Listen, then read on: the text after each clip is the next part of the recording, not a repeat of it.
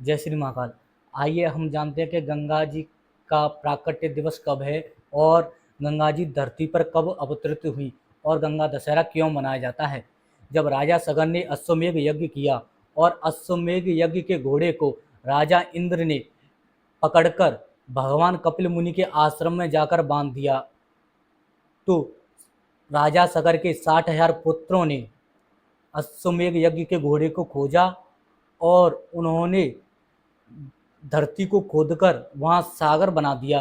फिर अश्वमेध यज्ञ को खोजते खोजते वह भगवान कपिल मुनि के आश्रम में जा पहुँचे। वहाँ जाकर उन्होंने अश्वमेध यज्ञ के घोड़े को देखा तो उन्होंने कुछ जाने बिना सोचे भगवान कपिल मुनि का अपमान किया और उससे क्रोधित होकर भगवान कपिल मुनि ने उनकी दृष्टि उन पर 60,000 पुत्रों पर पड़ी और वो वहीं जलकर राख में परिवर्तित हो गए। फिर राजा सगर के पुत्र असमंजस के पुत्र अंशुमान ने भगवान कपिल मुनि से विनती की कि भगवान इनकी मुक्ति का उपाय बताइए।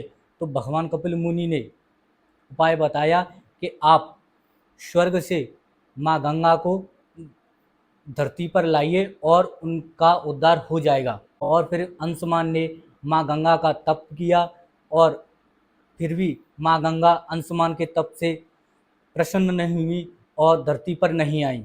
महाराजा दिलीप हुए और उन्होंने भी माँ गंगा का तप किया, फिर भी माँ गंगा प्रसन्न नहीं हुई और प्रकट नहीं हुई, धरती पर नहीं आई।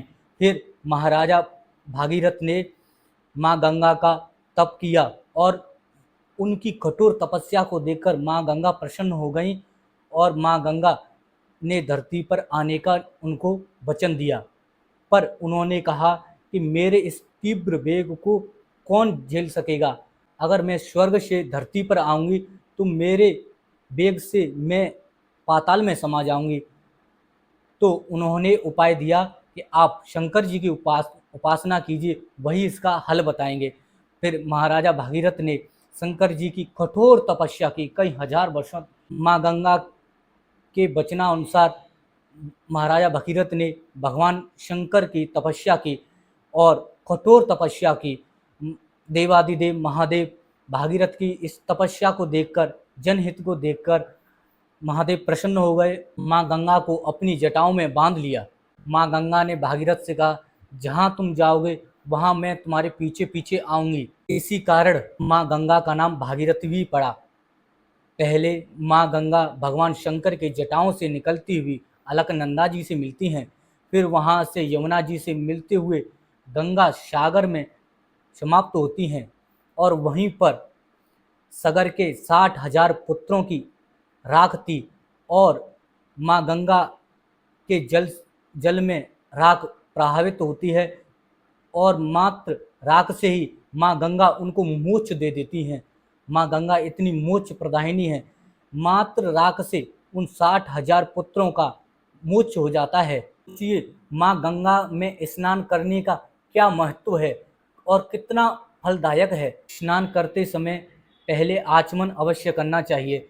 शुद्ध होकर ही माँ गंगा में स्नान करें, आरती करें, फल फूल वस्त्र आदि माँ गंगा को अर्पित करें। कारण बस आप गंगा जी में स्नान न कर पावें गंगा दशहरा पर, अगर आप किसी कारणवश गंगा जी में स्नान ना कर सकें, आप घर पर ही एक बाल्टी में गंगा जल डालकर फिर उसमें जल डालकर स्नान करें और मानसिक और बोलें हर हर गंगे और माँ गंगे के नामों का जाप करते हुए स्नान करें। गंगा जी में स्नान करेगा उतना ही आपको घर पर बैठे हुए जो आप स्नान करेंगे वो फल प्राप्त होगा। इस दिन जल दान करने का बहुत बहुत ज़्यादा महत्व है। जैसे शरबत बनाकर दान करने से माँ गंगा अति प्रसन्न होती हैं और आपको स्वर्ग में जल की कभी कमी नहीं होती है। जय श्री महाकाल।